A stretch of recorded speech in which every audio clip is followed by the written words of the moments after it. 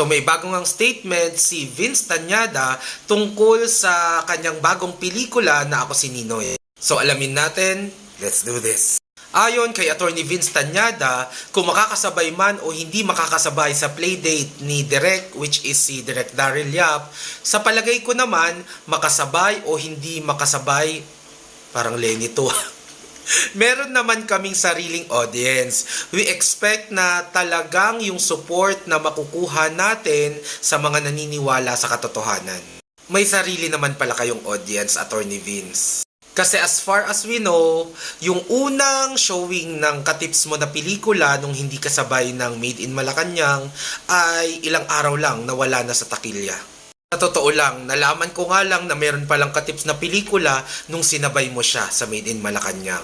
Pero kung hindi mo yun sinabay, baka hindi nga namin alam na meron ka palang pelikulang ganito. So, Attorney Vince, I'm challenging you. I am challenging you to prove to us na may audience ka naman talaga. I am challenging you na hindi isabay ang pelikula mo na Ako si Ninoy sa Martyr or Murderer na pelikula ni Direk Daryl Yap.